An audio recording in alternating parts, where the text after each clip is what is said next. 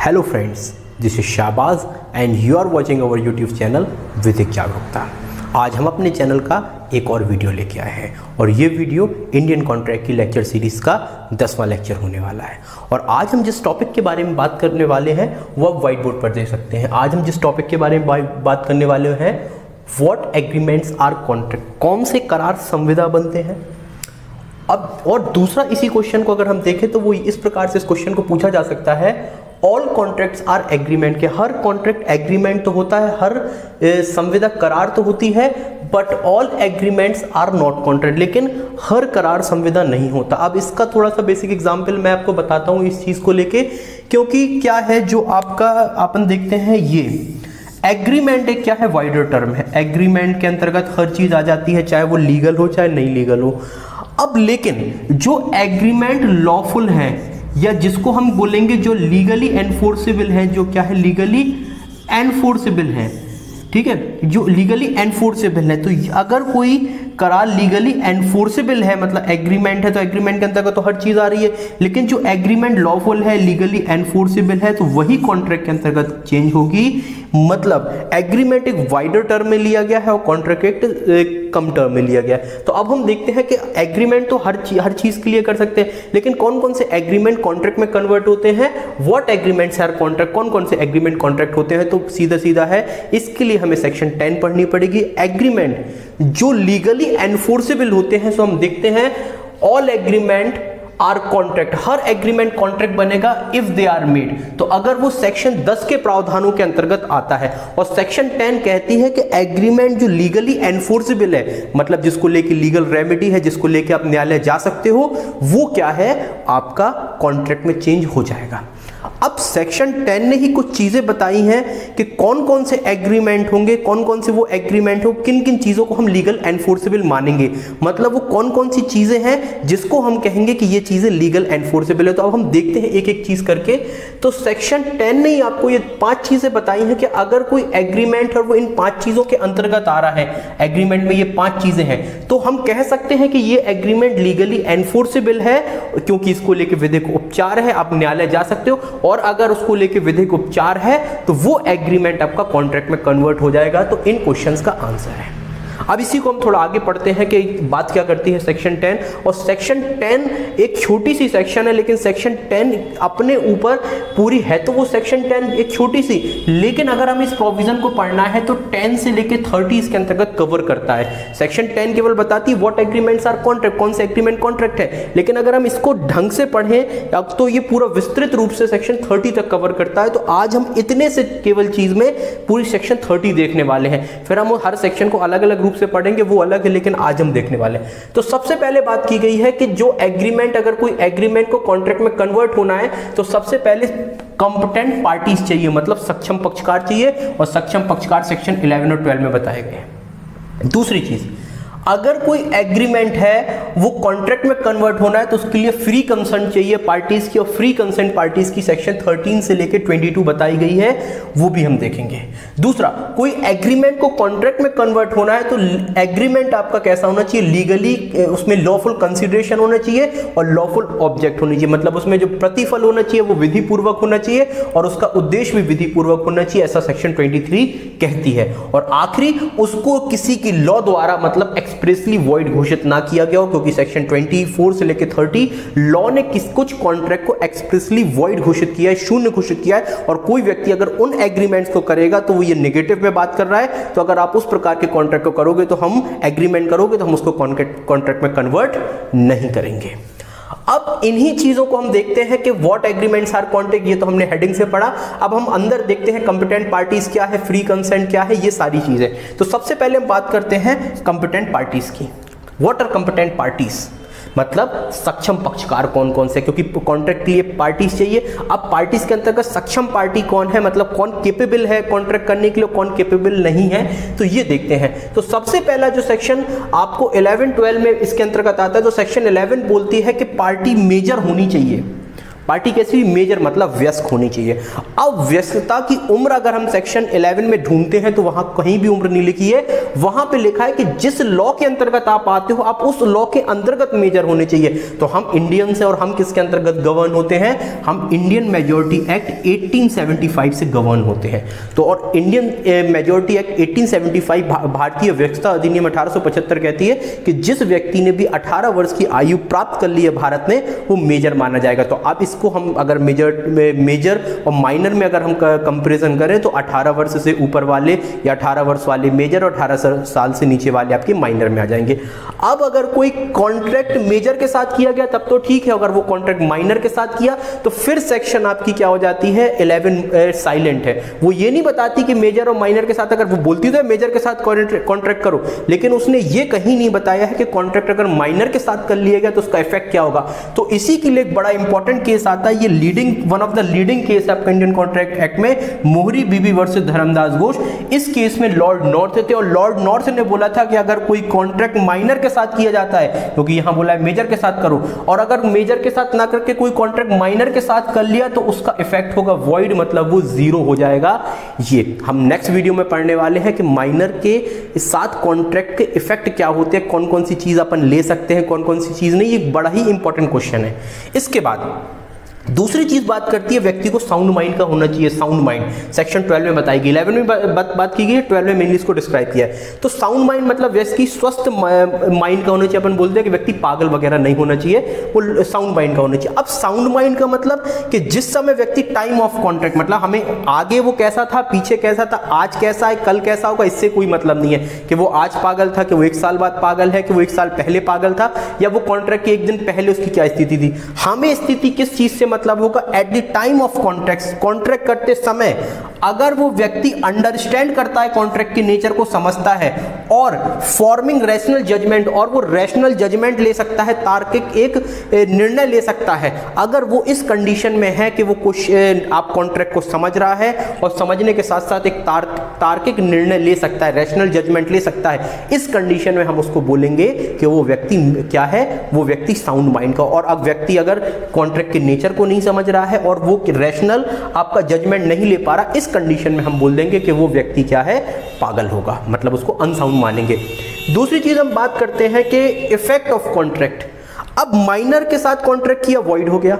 दूसरी चीज अब अगर हम देखते हैं कि अगर कोई व्यक्ति कॉन्ट्रैक्ट करता है, कॉन्ट्रैक्ट किसके साथ कर रहा है, किसी अनसाउंड माइंड वाले व्यक्ति के साथ कर रहा है, तो सेक्शन 11 और सेक्शन 12 इसमें भी मौन है, साइलेंट है, वो नहीं बताती कि इसका इफेक्ट क्या होगा। तो फिर इस पे भी एक केस आता है, ये भी बड़ा इंपॉर्टेंट केस है, और ये केस बात करता है इंदर सिंह वर्सेस परमेश्वरधारी का। जो इंदर सिंह वर्सेस परमेश्वरधारी का केस है 1957 का, ये कहता है कि अगर कोई व्यक्ति अनसाउंड माइंड के साथ क्या करेगा, कोई कॉन्ट्रैक्ट करेगा, तो इसका भी इफेक्ट वॉइड कॉन्ट्रैक्ट के तहत ही होगा। तो ये भी एक बड़ा इंपॉर्टेंट आ जाता है। और तीसरी चीज अपन देखते हैं सेक्शन 11 में, जो बोलती है कि अगर कोई व्यक्ति कंपिटेंट पार्टी तब माना जाएगा कि वो नॉट डिस्क्वालीफाइड लॉ, वो लॉ द्वारा डिस्क्वालीफाइड नहीं होना चाहिए। कुछ लोगों को लॉ डिस्क्वालीफाई करती है, तो अगर किसी व्यक्ति को लॉ ने डिस्क्वालीफाई करती है तो वो कॉन्ट्रैक्ट नहीं कर सकता। जैसे इंसॉल्वेंट, जिसको हम बोलते हैं, अगर कोई व्यक्ति दिवालिया हो गया तो दिवालिया के साथ संविदा करने को लॉ मना करता है, तो ये व्यक्ति कंपिटेंट पार्टी के अंतर्गत नहीं आएगा। तो ये तो हुआ आपका कंपिटेंट पार्टीज। तो हमें एग्रीमेंट को कॉन्ट्रैक्ट में कन्वर्ट करने के लिए पार्टीज कंपिटेंट चाहिए, और अगर पार्टीज कंपिटेंट नहीं है तो आपका एग्रीमेंट तो रहेगा लेकिन वो कॉन्ट्रैक्ट में कन्वर्ट नहीं होगा।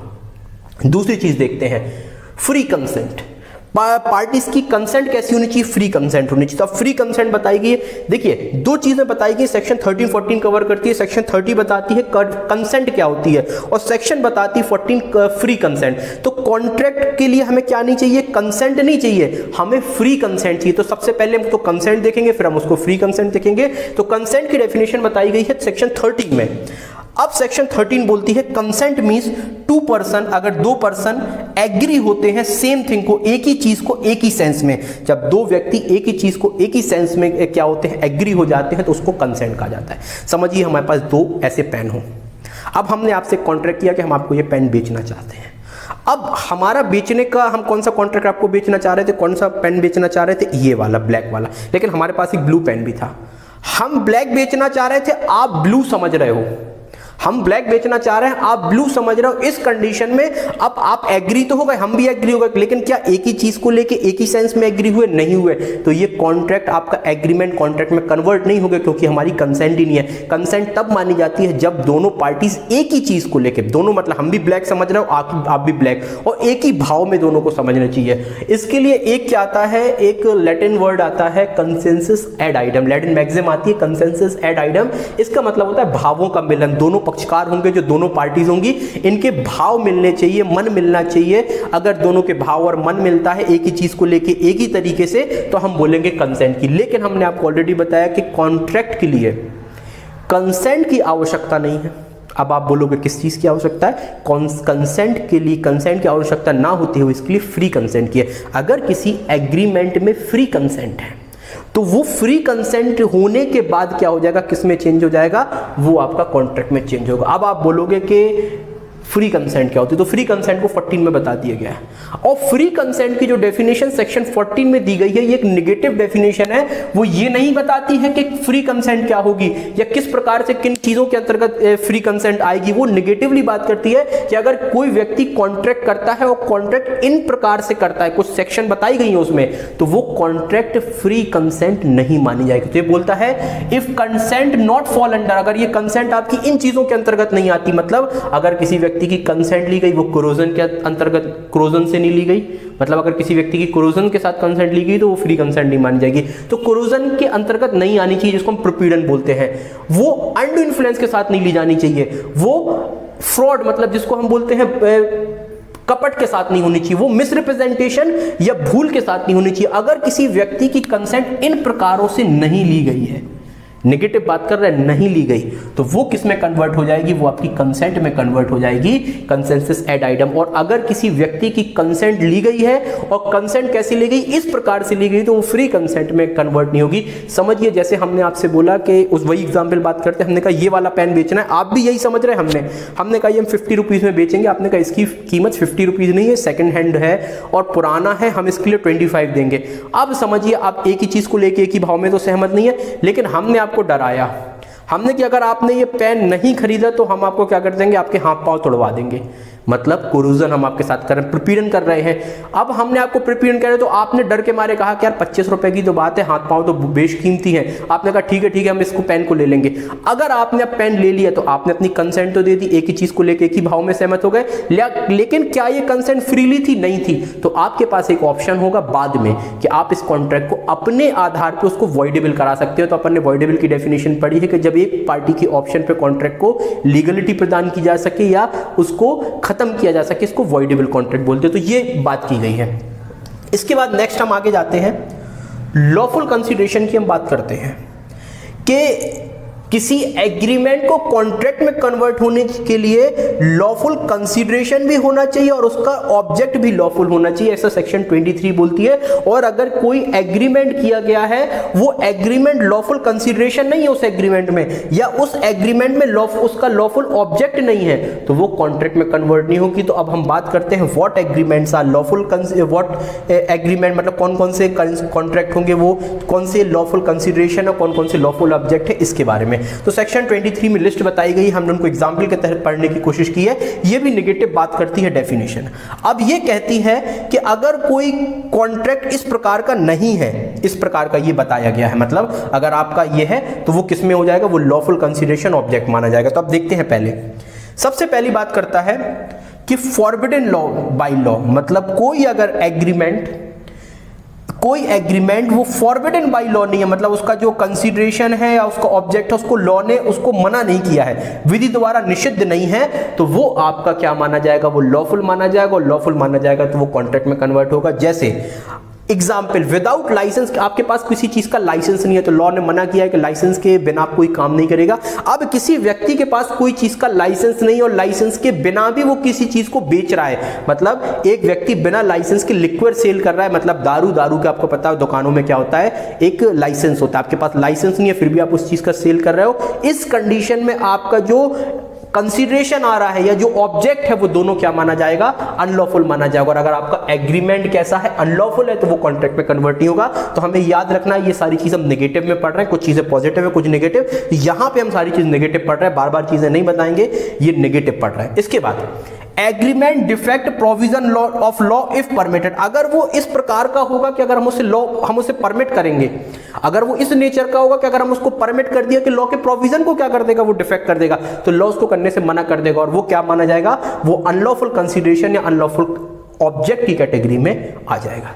जैसे किसी व्यक्ति को अगर आपको क्या लेना है, गोद लेना है, तो गोद लेने के लिए कोई पैसा नहीं लगता, लीगल फॉर्मेलिटीज होती हैं, ठीक है। अब अगर कोई व्यक्ति गोद लेने के संबंध में पैसा वगैरह दे रहा है, तो क्या पैसा वगैरह देके किसी बच्चे को गोद लिया जा सकता है, नहीं लिया जा सकता। और अगर इस प्रकार से हम परमिट कर देंगे तो कहीं ना कहीं लॉ के प्रोविजन को क्या कर रहा है, डिफेक्ट कर रहा है, क्योंकि लॉ ने ऐसा करने से मना किया है। तो बोलता है पैसे लेकर किसी व्यक्ति को गोद वगैरह लेता है कोई व्यक्ति, तो इसको मना किया गया। और अगर कोई व्यक्ति इस प्रकार से करता है तो वो कंसीडरेशन जो दिया जा रहा है या जो कॉन्ट्रैक्ट का ऑब्जेक्ट है, कंसीडरेशन क्या है, वो पैसे है, ऑब्जेक्ट क्या है, गोद लेना, दोनों आपका अनलॉफुल माना जाएगा और आपका कॉन्ट्रैक्ट किसमें, एग्रीमेंट किस पे कन्वर्ट नहीं होगा, आपका एग्रीमेंट कॉन्ट्रैक्ट में कन्वर्ट नहीं होगा। जो आपका एग्रीमेंट होगा वो फ्रॉडलेंटली नहीं होना चाहिए, कपटपूर्वक नहीं होना चाहिए। मतलब जो आपका कंसीडरेशन या ऑब्जेक्ट दोनों है ये कैसे नहीं होना चाहिए, ये आपके किस प्रकार के नहीं होने चाहिए, कपटपूर्वक नहीं होने चाहिए। और अगर ये कपटपूर्वक है तो आपका क्या हो जाएगा, एग्रीमेंट कॉन्ट्रैक्ट में कन्वर्ट नहीं होगा। जैसे पांच भाइयों की जमीन है, मतलब एक जमीन है, समझिए 100 फीट की जमीन है और वो 5 भाई हैं, उसमें 5 भाइयों का हिस्सा। एक भाई क्या करता है, बेईमानी से सारी की सारी जमीन अपने नाम करा लेता है, सारी की बेईमानी से, और उसको बेच देता है। तो यहां पे क्या किया जा रहा है कि उसने जो कार्य किया, वो जो उसने एग्रीमेंट किया और एग्रीमेंट को उसने फ्रॉडलेंटली तरीके से किया था जो जिस भी व्यक्ति के साथ, तो यहां पे जो आपका ये एग्रीमेंट है ये क्या माना जाएगा, ये एग्रीमेंट कॉन्ट्रैक्ट में कन्वर्ट नहीं होगा। क्यों? क्योंकि यहां पे जो कंसीडरेशन है, तो कंसीडरेशन मतलब जो उसको पैसा मिल रहा है या जो कॉन्ट्रैक्ट करने का ऑब्जेक्ट है, दोनों के दोनों गलत है। इसके बाद अगर कंसीडरेशन या ऑब्जेक्ट किस प्रकार का है कि वो किसी व्यक्ति को इंजुरी टू पर्सन, किसी व्यक्ति को पर्सन को इंजुरी पहुंचाने के लिए है या कोई प्रॉपर्टी को इंजुरी पहुंचाने के लिए है, तो वो भी आपको मना किया गया। जैसे हमने कॉन्ट्रैक्ट किया कि उस व्यक्ति की प्रॉपर्टी को जलाना है, हमने कॉन्ट्रैक्ट किया कि उस व्यक्ति का मर्डर करना है, तो ये चीजें मना है। अगर क्योंकि यहां पे ऑब्जेक्ट भी गलत है और यहां पे कंसीडरेशन जो मिलने वाला है पार्टी को वो भी गलत है। और कोई व्यक्ति इस प्रकार से अगर कॉन्ट्रैक्ट करता है, एग्रीमेंट करता है सॉरी, तो वो क्या माना जाएगा, वो आपका लॉफुल नहीं माना जाएगा और वो कॉन्ट्रैक्ट में कन्वर्ट नहीं होगा। इसके बाद इमोरल भी नहीं होना चाहिए। जो आपका कंसीडरेशन है और ऑब्जेक्ट है वो इमोरल नहीं होना चाहिए। अगर वो इमोरल है तो वो लॉफुल नहीं माना जाएगा। इमोरल मतलब अनैतिक। जैसे एक व्यक्ति एक पत्नी के होते हुए दूसरी पत्नी को रखता है, अनैतिक है, मना करता है समाज भी कि भैया नहीं कर सकते, लॉ भी मना करता है लेकिन समाज भी मना करता है, तो ये अनैतिकता के अंतर्गत आता है। अनैतिक होने के वजह से ये क्या माना जाएगा, आपका अनलॉफुल माना जाएगा।